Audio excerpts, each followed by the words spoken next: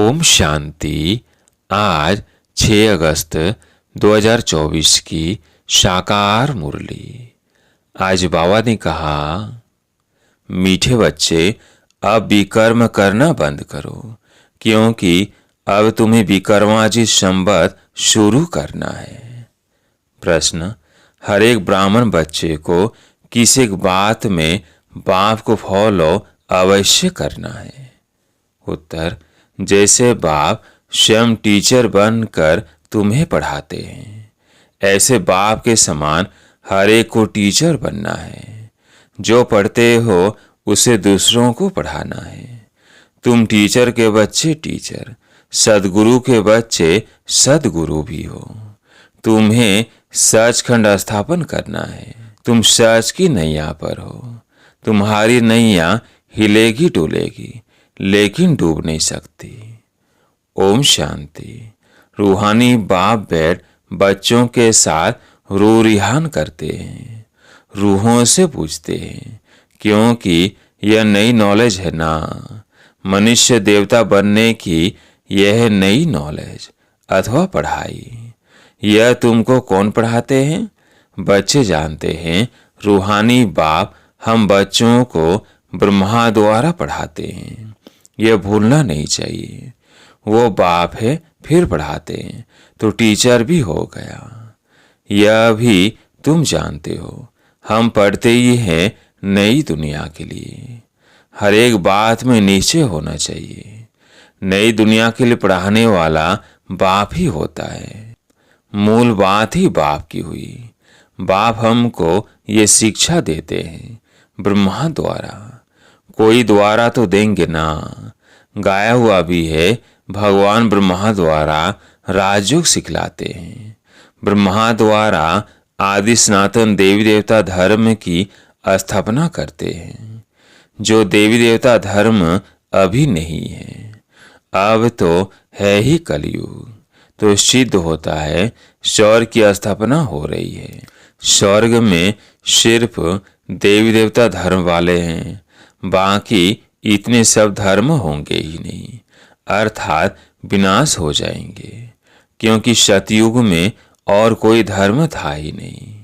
यह बातें तुम बच्चों की बुद्धि में हैं। अब तो अनेक धर्म हैं। अब फिर बाप हमको मनुष्य देवता बनाते हैं, क्योंकि अब संगम युग है। यह तो बहुत सहज बात समझने की है। त्रिमूर्ति में भी दिखाते हैं ब्रह्मा द्वारा स्थापना। किसकी स्थापना? जरूर नई दुनिया की होगी, पुरानी की तो नहीं होगी। बच्चों को यह निश्चय है कि नई दुनिया में रहते ही हैं दैवी गुणों वाले। बच्चों को यह निश्चय है कि नई दुनिया में रहते ही हैं दैवी गुण वाले देवताएं। तो अब हमको भी गृहस्थ व्यवहार में रहते दैवी गुण धारण करने हैं।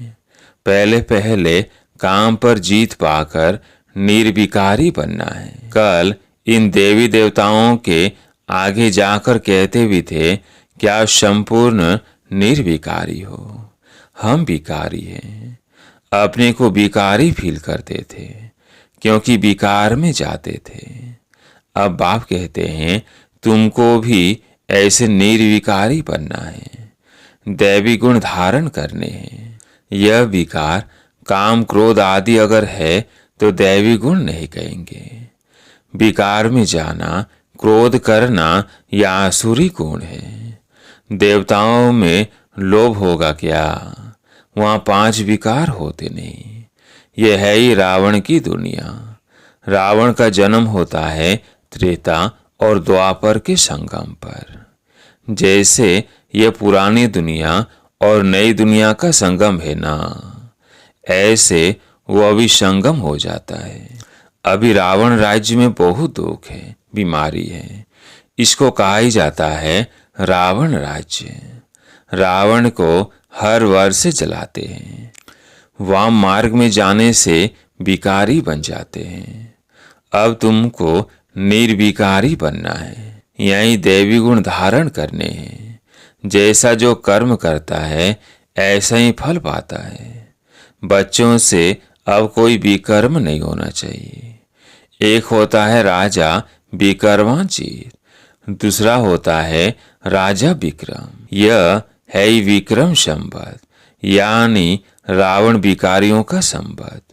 यह कोई समझते नहीं, न कल्प की आयु का ही किसको पता है। वास्तव में विक्रमाजित होते हैं देवताएं। 5 वर्ष में 25 वर्ष हुए राजा विक्रम के, 25 वर्ष राजा विक्रमाजीत के। आधा है विक्रम का। वो लोग भल कहते हैं, परंतु कुछ भी पता नहीं है। तुम कहेंगे विक्रमाजीत का संवत 1 वर्ष से शुरू होता है, फिर 25 वर्ष बाद विक्रम संवत शुरू होता है। अभी विक्रम संवत पूरा होगा, फिर तुम विक्रमाजीत महाराजा महारानी बन रहे हो। जब बन जाएंगे तो विक्रमाजीत संवत शुरू हो जाएगा। यह सब तुम ही जानते हो। तुमको कहते हैं ब्रह्मा को क्यों बिठाया है? अरे तुम्हारी इनसे क्यों आकर पड़ी है? हमको पढ़ाने वाला कोई थोड़ी है। हम तो शिव बाबा से पढ़ते हैं, यह भी उनसे पढ़ता है। पढ़ाने वाला तो ज्ञान का सागर है। वह है विचित्र। उनको चित्र अर्थात शरीर होता नहीं। उनको कहा जाता है निराकार। वह सब निराकारी आत्माएं रहती है, फिर यहाँ आकर साकारी बनती है।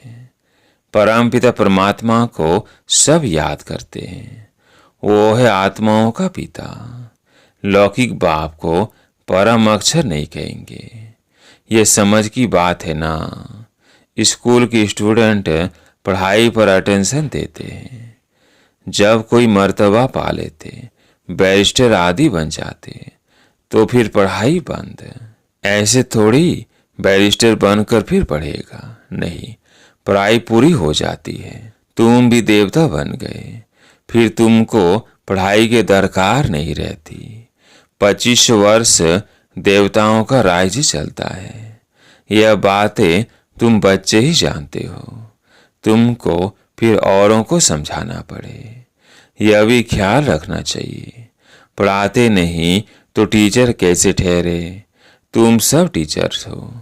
टीचर की औलाद होना तो तुमको भी टीचर ही बनना है। तो कितने टीचर से चाहिए पढ़ाने लिए? जैसे बाप टीचर सदगुरु है, वैसे तुम भी टीचर हो। सदगुरु के बच्चे सदगुरु हो। वह कोई सदगुरु नहीं है, वो गुरु के बच्चे गुरु। सत माना सच। सचखंड भी भारत को कहा जाता था। यह झूठ खंड है। सचखंड बाबा ही स्थापन करते हैं। वो है सच्चा साईं बाबा। जब रियल बाप आते हैं तो झूठे भी बहुत निकल पड़ते हैं।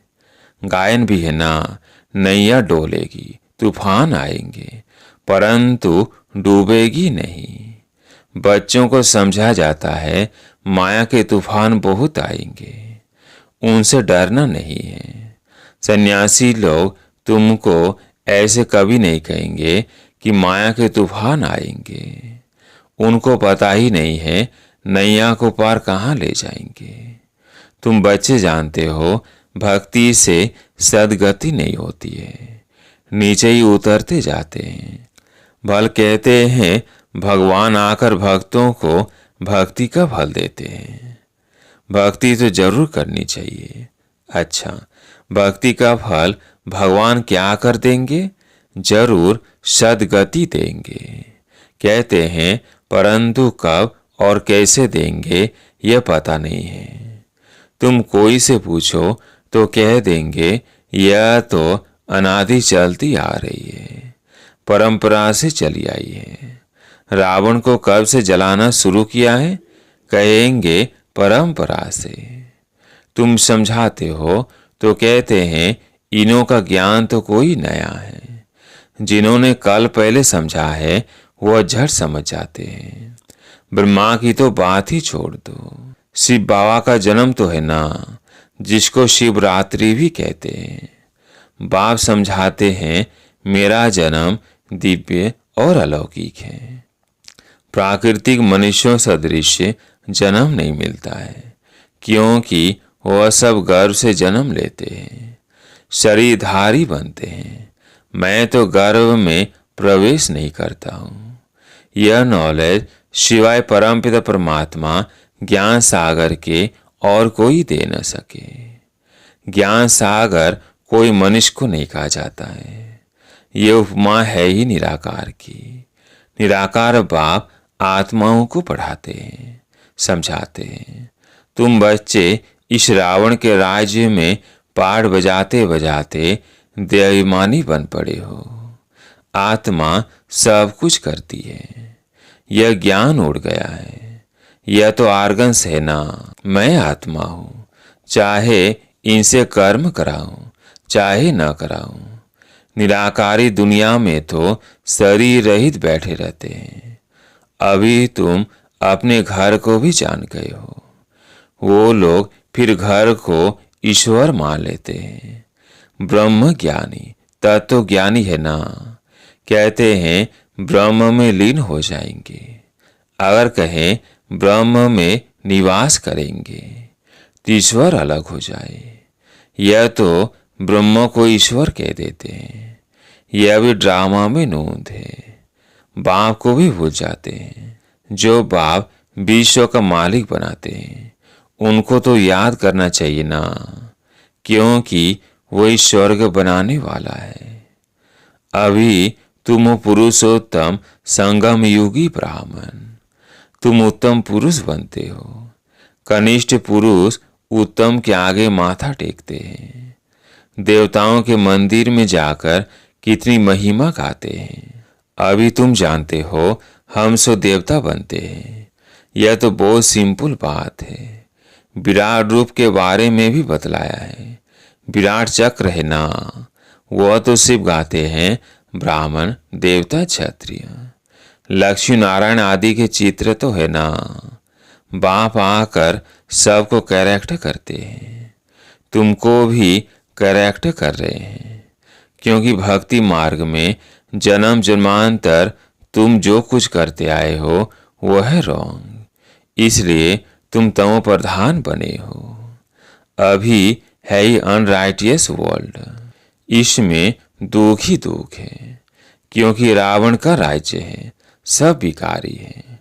रावण का राज्य है अनराइटियस, राम का राज्य है राइटियस। यह है कलयुग, वो है सतयुग। यह तो समझ की बात है ना। इनको शास्त्र उठाते कभी देखा है क्या? अपना भी नॉलेज दिया, रचना की भी समझाने दी है। शास्त्र बुद्धि में उन्हों के होते जो पढ़कर औरों को सुनाते हैं। तो सबका सुखदाता एक शिव बाबा है, वही ऊंच ऊंच बाप है। उनको परमपिता परमात्मा कहा जाता है। बेहद का बाप जरूर बेहद का वर्षा देते हैं। 5,000 वर्ष पहले तुम स्वर्गवासी थे, अब नरकवासी हो। इस रावण राज्य में भी राजाएं महाराजाएं होते हैं। वह बहुत साहूकार, वह कम साहूकार। उनको कोई सूर्यवंशी चंद्रवंशी नहीं कहेंगे।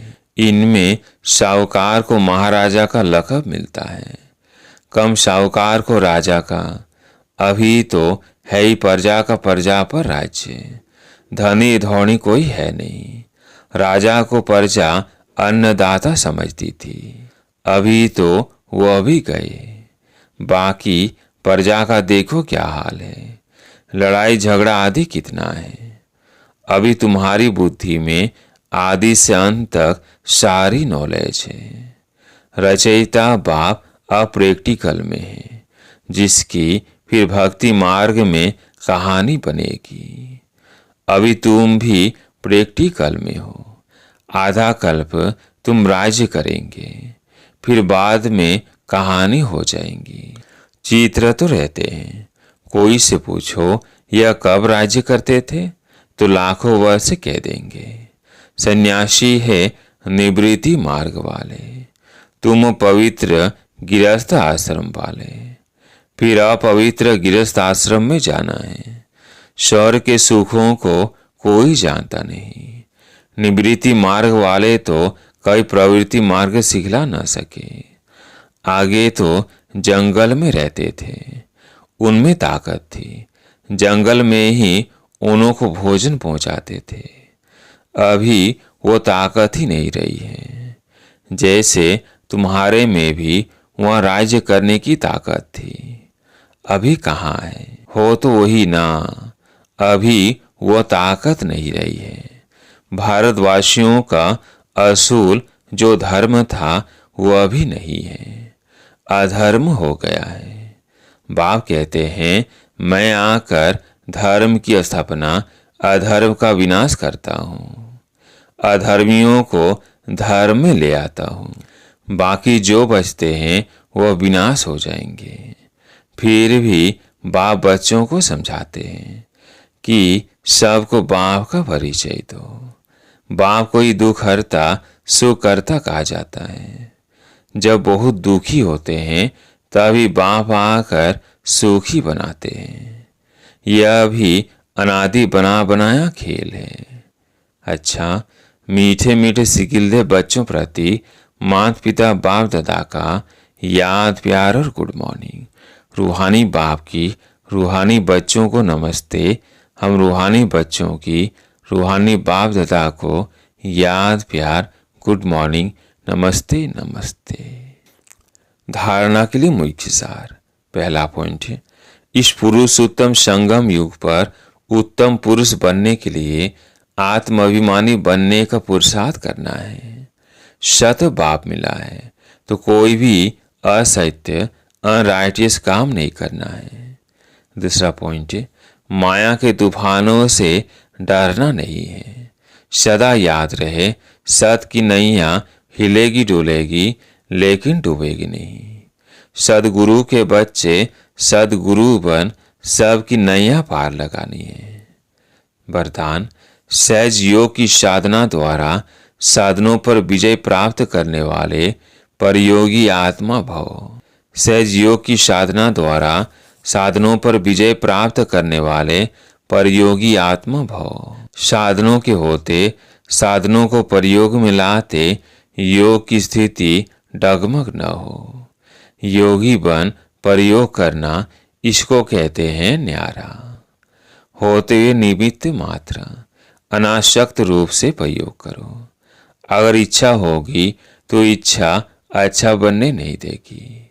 मेहनत करने में ही समय बीत जाएगा। उस समय आप साधना में रहने का प्रयत्न करेंगे और साधन अपनी तरफ आकर्षित करेंगे। इसलिए परयोगी आत्मा बन सहज योग की साधना द्वारा साधनों के ऊपर अर्थात प्रकृति पर विजयी बनो। स्लोगन, स्वयं संतुष्ट रह, सबको संतुष्टता करना ही संतुष्ट मनी बनना है। स्वयं संतुष्ट रह, सबको संतुष्ट करना ही संतुष्ट मणि बनना है। अच्छा, ओम शांति।